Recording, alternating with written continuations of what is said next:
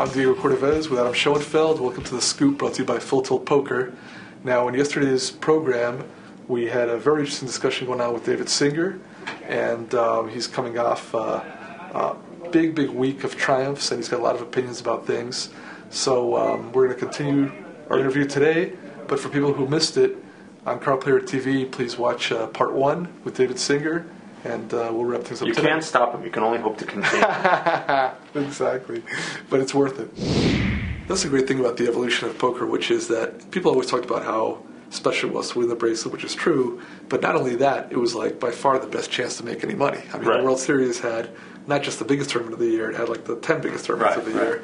Now, you can play online and, make or lose millions every month. You can play in tournaments online where there's big prizes. I mean, for $200, you can win $300,000 or $400,000. So now it really is true that it's still a lot of money, but the prestige is a much bigger factor. It's still great to get the bracelet, even though they give them out like chiclets now. But it's still cool to have. No, I'm not. Well, now I don't have to be embarrassed about not having one. Yeah. Well, thanks for calling it like a chiclet. I actually have it at home. I have a stuffed camel at home about this big, and the camel's wearing it around his nose. That's how. No, I didn't mean to minimize, but there were just a lot more of them now. It's been a cool thing. You were minimizing. All right. It's a cool thing that there's a handful of players I think that everyone would talk about as being the best players who haven't won a bracelet, and you and Eric Lindgren would be kind of in that handful, and both you guys won right off the bat. Yeah, I thought that was pretty cool. We won the same night, but I think usually I don't get mentioned on a list of the best players who haven't won. I thought I deserved to be on the list, but we knew you were a good player. Were there any? It seemed, at least just following it on the internet, like a pretty smooth trip to the bracelet, if there is such a thing. But were there any particular key hands for you, or key developments that? There was a key hand you guys might be interested in.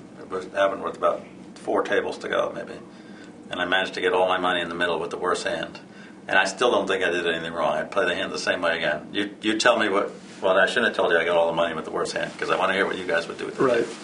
Okay, there's 4 tables to go. I've been the chip leader for a long time.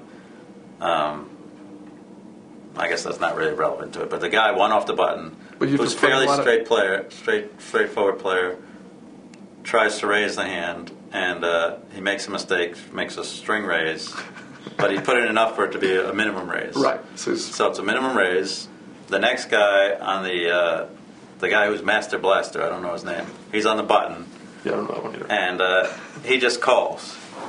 And he's Master Blaster on Full Tilt. Right. He just calls, and he actually, I don't think he was acting either. He called he said it was a string raise. It was obviously a string raise. Right. I would have said it. This wasn't some angle. Something. Yeah.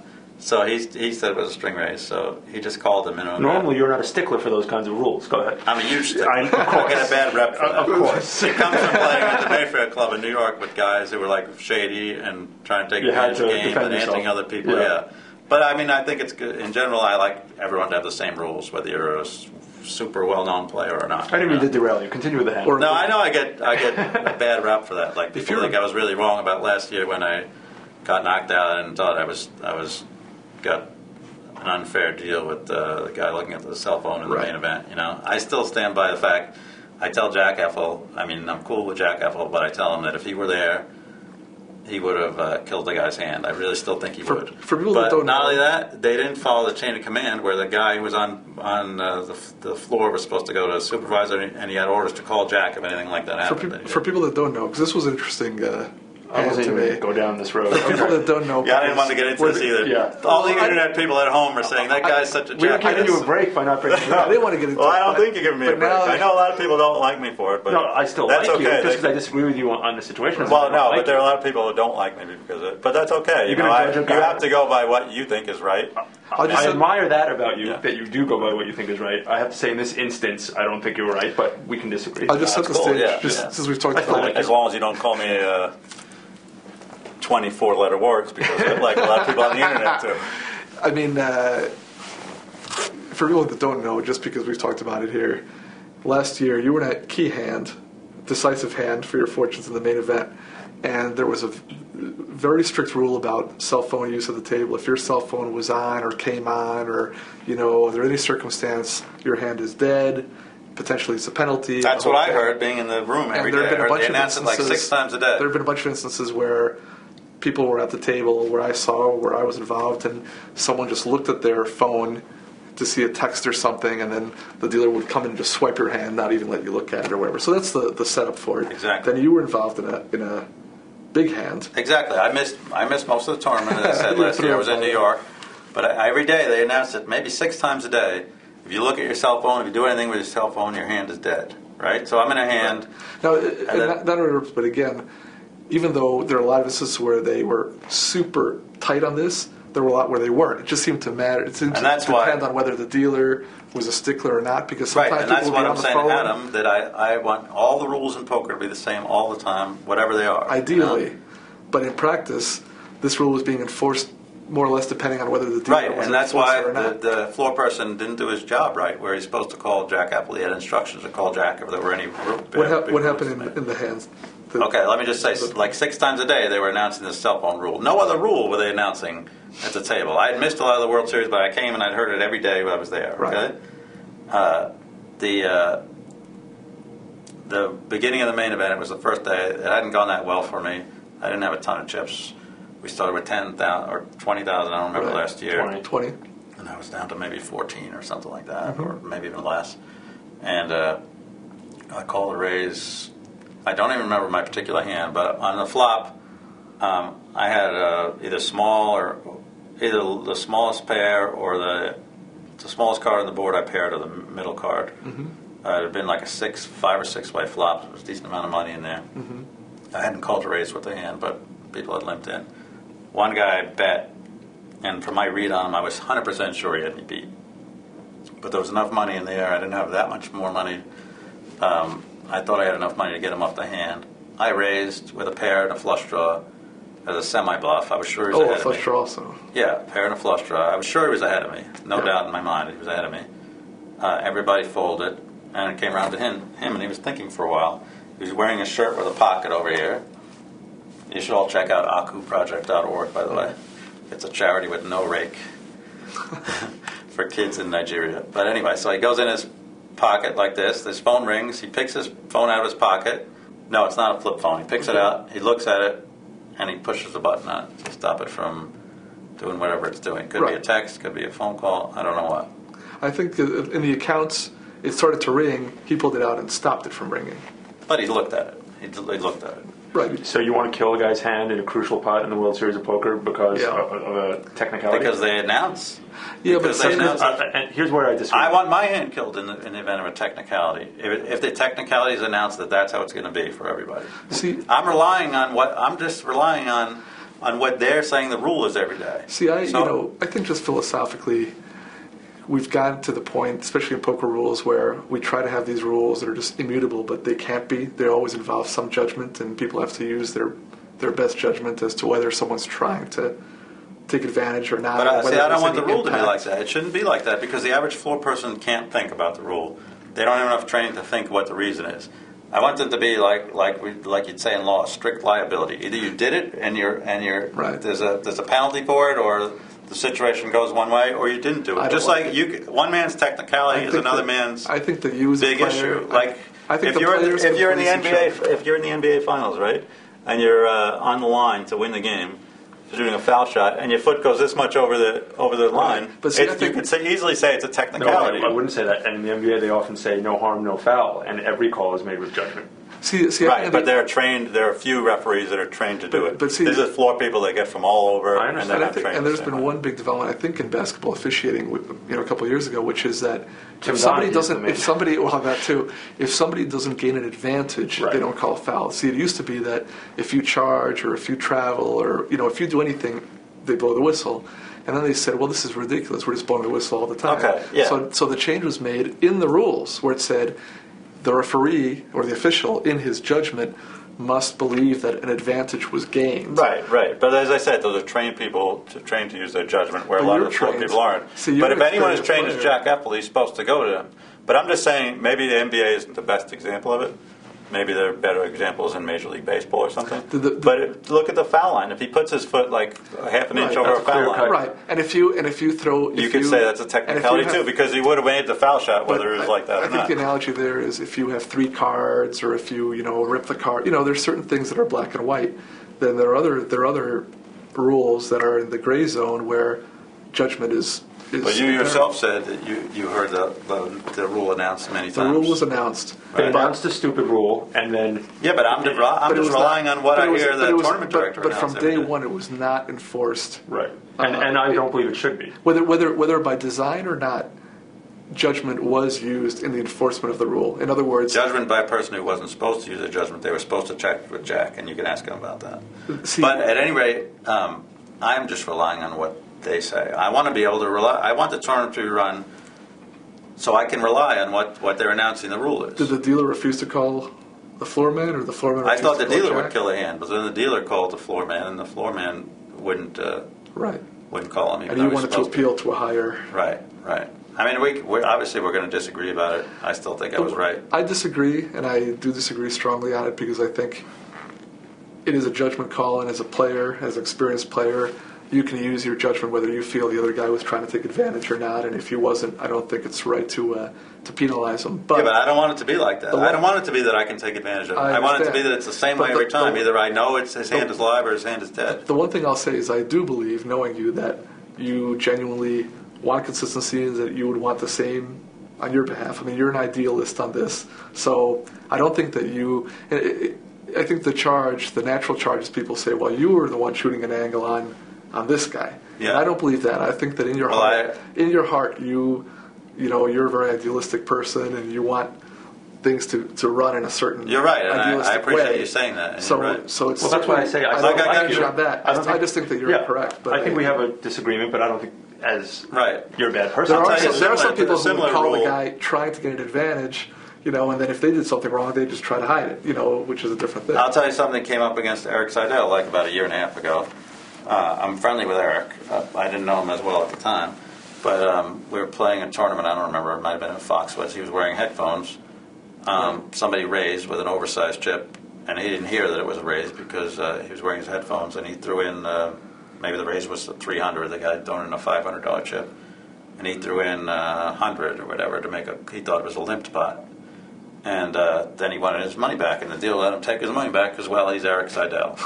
Right. And I said the money's got to come in, and Eric got mad at me. He said one pro to another shouldn't call that, And my thing is, they're going to call it on the guy from Kansas sitting next to us. They're going to call it on me, and I'm not going to ask for my money back. They should especially. I don't call want on a my money pro back who's if supposed I to did it. know. Some guys. Yeah, and he didn't hear it because it's a headphone. But I want it to work the same way against me. If I didn't hear it for whatever reason, I'm not going to ask for it back. See, Take my money. I'd like them to take the money and a penalty because these guys who wear the headphones drive me crazy. I was sitting next to a guy in the opening no limit event who had the headphone, and every time it was his turn, he would either not realize what was going on, have to take the headphones and ask what had gone on. And that was Jeff Schulman. That was Adam Schoenfeld. Yeah, I don't wear headphones. So, no, and I think as a pro, especially, that's the way it goes. Anyway, I just want the rules to be uniform. If they announce something about it, I want it to But be this is Eric something I can Seidel. rely on. Exactly. I'm just kidding. And what was the initial thing we were talking about? The You're talking hand. about the hand. Yeah. There's been a guy Oh, who right, tried okay. to raise, but Okay. he's This guy in one for off the minimum button. raise. He limps in. I mean, he minimum raises. He obviously tried to make Right. a bigger raise, but he minimum raises it. Master Blaster. Master Blaster calls on the button. The small blind calls, and I look down at pocket tens. So what are you guys going to do with my hand in this situation? I would not raise You would not myself. raise. Okay. Adam? I have not played with Master Blaster. Yeah. Actually, I may have Yeah. been too quick in the sense that I don't know what all the chips are. I'm assuming that you're at a stage where you still all have enough chips We to all, play. right, we all have enough chips to play. Because my feeling is that's a hand where, people always talk about, Adam and I have talked about this, finding out where you're at. I don't like to find out where I'm at and find out that I'm screwed and that I can't even play the hand and have a chance to win. And there's a high likelihood that I raise with my tens, and now this guy moves in on me or re-raises, and now I wouldn't call in that spot because I would actually perceive this guy as having a strong hand and not wanting The to guy get all my wanted to chips raise. in. I mean, Yeah. remember, he wanted to raise, so... Right, So, right. I'd But rather. I'm thinking there's a good chance he has ace, 9 or even ace jack, and he might not Sure. want to call a re-raise. He's trying to raise one off the button. He could have a lot of weak hands, and now I've got two and guys. he might just say, I messed up the hand, I didn't raise the right amount. You can make an argument either way. You could, and there's two callers, but for me, with the amounts that are in, again, I say it's different. If I had fewer chips, or if the blinds were bigger, this would be too good a spot to pass up. Right, To get right, my, but right. but assuming that we have enough to play all the streets, I'd rather just kind of sneak in there and And then your hand's totally disguised. my hand's disguised, and Yeah. I can make a lot of plays. I can bluff. I can do a lot of things. As we know, Come in over poker, there are cards. pluses and minuses to Right. almost every play. Absolutely, right? there Those- are. So- My inclination is not to. I decided to make a pot size raise. I figure the guy in the button doesn't have a strong hand. The guy in the small blind doesn't have a good hand. No and question I don't about know. that. I don't know. It's like a squeeze play, except you have a strong hand. Right. I know the guy has somewhat of a raising. From my read on him, I Right. know the guy who wanted to raise has somewhat of a decent hand. But I don't know how good. There's a lot of hands he could raise with, or I got him in bad shape there. And he knows that, given that he was trying to raise more, the fact that you're re-raising That's indicates strong. some strength. You're at least representing strength. Right. Which remember you said that, because I'll tell you what he did. He called my pot size raise. Okay.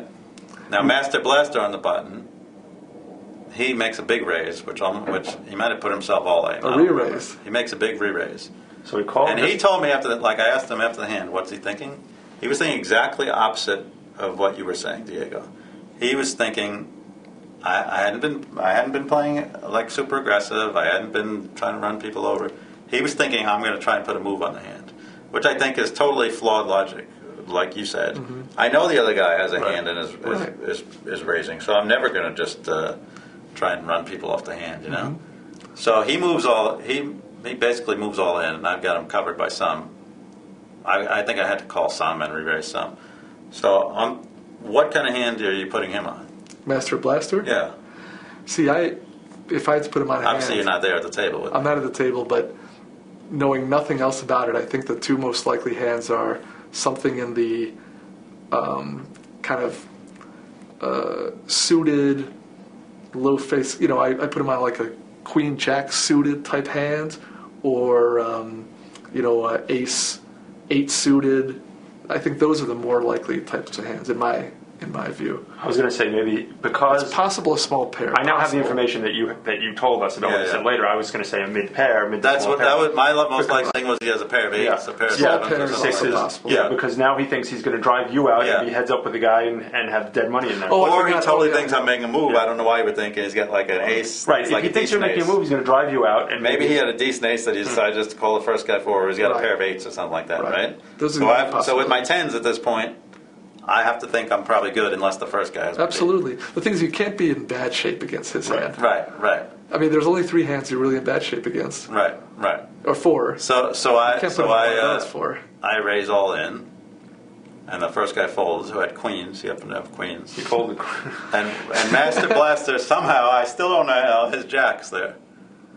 Wow. He has jacks there. I just can't imagine how he had jacks there. You've got to figure. I can't imagine that any pro, if they decide to raise before a flop, they could also, do the alternate play like you're saying, call, would not get all his money in the middle with tens the way I played there. Right. Yeah, So as that it turns hand, out. I mean, if the first guy had moved in on you, that's a different thing. But it would make Exactly. So, I mean, I did get all my money in the middle with the worst hand. I did get lucky in that hand. That's like the only hand in the tournament where I got lucky for a lot of chips. But And now it turned it's a out real I didn't even chips. win the hand. I didn't win the hand. A straight came on the board. Oh, so you chopped. Yeah, we chopped it. But I mean, in poker, you have to go with your read and see how.